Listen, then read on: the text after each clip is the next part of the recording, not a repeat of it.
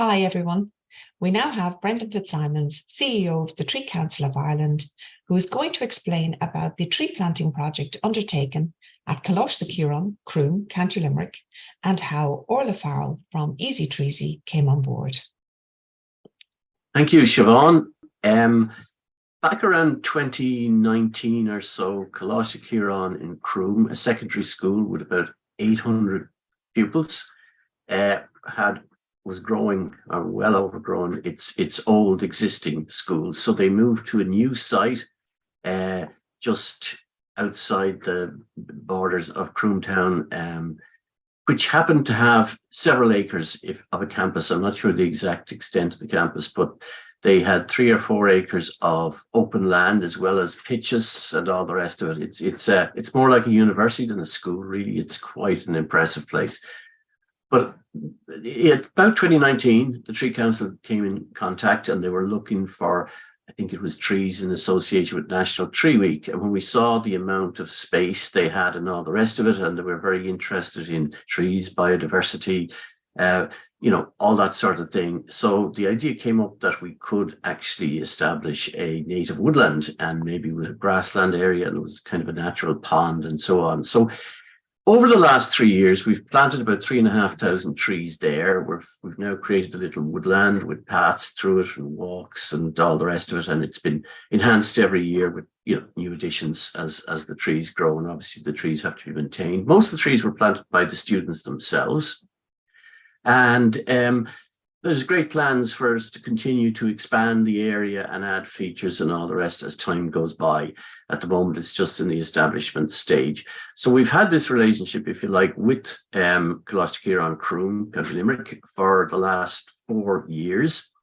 And we invited Easy Treesy, Orla's organisation, to become involved because she does a retired teacher herself. She does a huge amount of work with schools, and is very good at organising kids to, use their shovels and get planting and all the rest of it.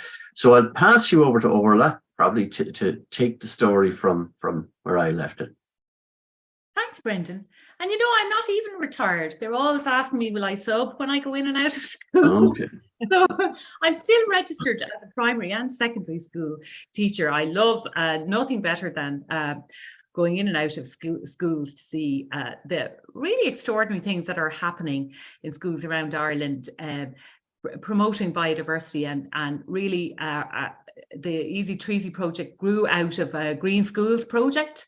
And there's huge credit due to the whole Antashka Green Schools, Green Campus organisation because of the amount of excitement that is generated and the amount of education that is carried out to do with biodiversity.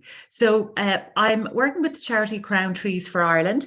They are the experts in the tree growing area, and of course the Tree Council, who are the umbrella group and representing so many of our fine tree organisations around the country. So it was a great joy to be able to go down to Croom and see what we could do to partner with this very dynamic school community to green the area, to set aside an area for nature around them. So we've had very enjoyable trips up and down to meet them, haven't we, Brendan? And it's always a lovely surprise when we get down there. They always seem to have something new. Yeah, they've had the president's tree, a tree that, if you like, was given to Michael D. O'Higgins and formerly planted on one of our national tree days. And the tree was sent down where it now has pride of place on the Croom campus. We've also had groups of Americans over there in a school exchange, which was disrupted badly by COVID, but they have had a magnificent planting of, I think it's about 100 maple trees from their area, where their school is in Philadelphia, I believe. So they bring in a bit of colour to our local varieties. And they always have various events. I think one of the most recent ones, we were invited to the formal opening sometime last year. So, but they're always doing something and making some effort to improve and expand the wonderful facilities they have there, and we're just very glad to be part of it.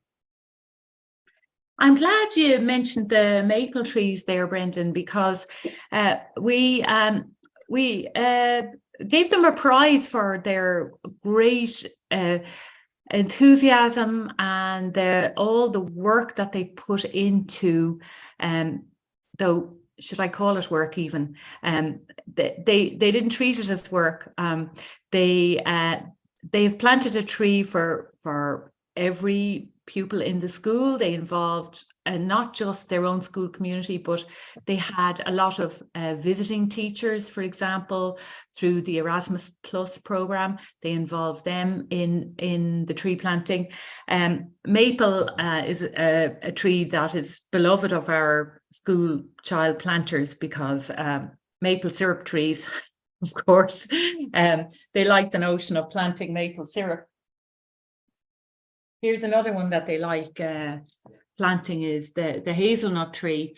This is the official chocolate of the World Trillion Tree Project. It's my last bar, and usually I like to give these out at Tree Council meetings, Brendan, when I have them in stock. But my last bar got attacked by crows last week when we were out doing some. Oh dear. It's a very dangerous job we do, I think it's fair to say. There's a bite taken out of it now. It's also out of date, but I just like the notion that if you eat 5 bars of chocolate, you get a tree. So anyway, it's hazelnut chocolate, which contains nuts, we have to keep saying. But that's another tree included in the Croom species list, the hazel.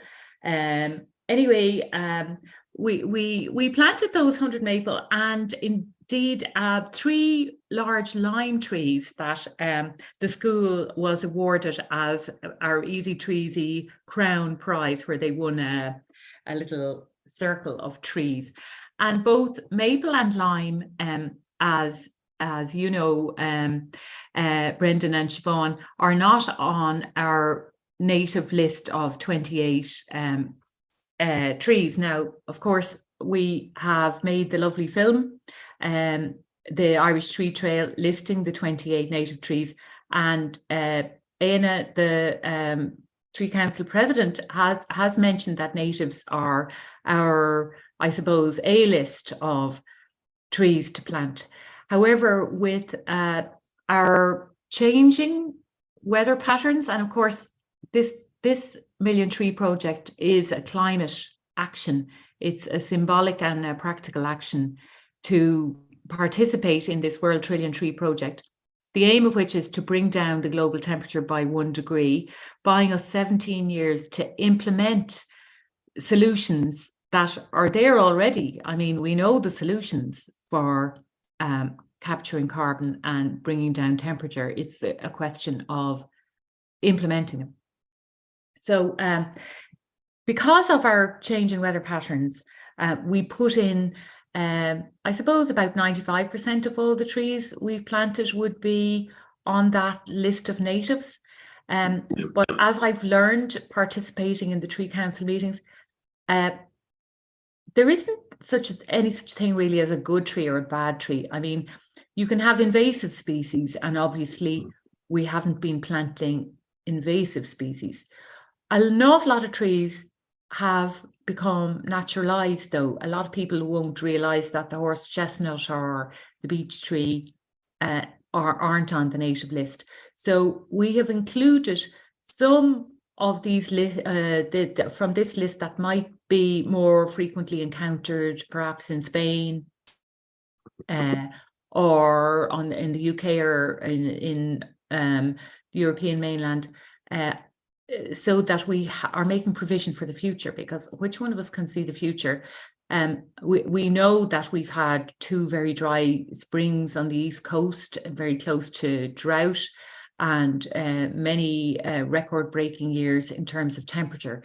So by adding to the list with some some other species, such as the lime and the maple, where we expect making these woodlands more resilient for future events where we have increased wind or perhaps increased rainfall or indeed lack of rainfall. Yeah, I think that's it. There's a lot of misunderstanding there. That we have trees that have been in Ireland for 1,000 years, sycamore and so forth, that are not regarded as natives, even though it's pure. Like there's no real intrinsic climatic or biodiversity or any other reason. It was just due, climatic accident, the way the ice age retreated and humans came in, and really humans were among the first of any of the flora and fauna to arrive here once the ice pulled back. So there's no such thing, for starters, as any pre-human Irish natural landscape. There is literally no such thing. The last time that we had that was 1 million years ago, before the first of the ice poured over us. And back then we had things like, giant redwoods, and we had probably got, spruces and all those horrible foreign trees we have now. The ice got rid of them. And by the time the ice eventually went away, humans were here interfering with everything. But still, we'd like to say that the ones that somehow managed to come across unhelped by humans, or at least we suspect they probably were unhelped by humans, are the natives. We even have honorary natives like Scots pine, which died out here completely, probably for thousands of years. But because we don't have any other conifer, and because it's referenced a lot in Celtic language and history and all, we've given it honorary native status, and there's no reason whatsoever we couldn't do that to probably 30, 40 other species that are as well, if not better, suited to our current climatic condition and the way we're heading. Because after all, if the country warms up by 2 degrees over the next 30 years, or whatever the forecast is, 2 degrees above the pre-industrial, that means all of the natives that, if you define them as being particularly suited uniquely to our climate and environment and biosphere and others, then almost by the same logic, they're all going to become unsuitable in 30 years' time. So it doesn't make any sense. They should be judged on a case-by-case basis. Almost any tree, even those horrific conifers that people don't like, produce far more greater biodiversity and are far closer to the natural wooded landscape than, say, bare fields being grazed by sheep or whatever. So there's an awful lot of, in my view, is unscientific sentimentalism around the whole concept and value of, native trees. But because that's what people like, that's what we plant in, overwhelmingly. There's also a little matter of the current legislation, of course, which is that the only ones you can plant without getting planting permission now, even on a tiny patch of land, are from the list of these so-called natives. So it's kind of, we're stuck with them for now. But I really think we should be looking yet again at this very restrictive. I mean, if it was people we were talking about, we'd be called xenophobes and racists and everything else if we had the same attitude. And ironically, like all the food we eat, all our farm animals, all the weeds, all the plants in our gardens, everything, they're all non-native species. I say half the trees, the bushes, the flowers, most of them are non-native species. We have this tiny subsection of land, i.e. the wooded area, where we're insisting on native, if you like, genetic purity. Whereas everything else in the country, across food, farming, agriculture, you name it, botany, everything is based on non-native species. So it does make a lot of sense. Yeah, well, we promoted that David Attenborough film clip where he says 2 kinds of woodland are required for the future. We require not just our native woodland, but well-managed tree farms as well, because otherwise, where do we get wood for, our paper notebooks? I'm sitting on at a wooden table, the wooden floor, and wooden blinds, and we're not going to go into our very small number of native forests to to get wood for those. And you've made a very good point, Brendan, that I think isn't widely recognised, that by capturing carbon in this way, it's a big help to biodiversity, because if we bring down the temperature, it's like a sick baby when they're very hot. The number one thing is to look after the temperature, and when the temperature of the planet is rising as it does, by capturing carbon using conifers, which we could say actually that the commercial conifers are the paracetamol of climate. I like immediate climate overheating. Now, Brendan, my our motto with the World Trillion Tree Project is to stop talking, start planting. So I was going to suggest that we'd wrap up by congratulating Coláiste Chiaráin and the very many other schools following their lead, and the schools all over the country that have been busy planting trees as part of our and very many similar projects that are running around the country, and wishing them every success with their establishment of trees in their grounds, and really to hope that on this Biodiversity Week that such projects will be an example to outside the children's sector and the school sector, and that people will follow the lead of the children in this practical and symbolic act that they have of planting a tree to combat the climate crisis. Thank you, Orla and Brendan. It's a terrific project down in Coláiste Croom, and it's great to see it taking off so well. And we look forward to watching it grow over the years. Thank you both.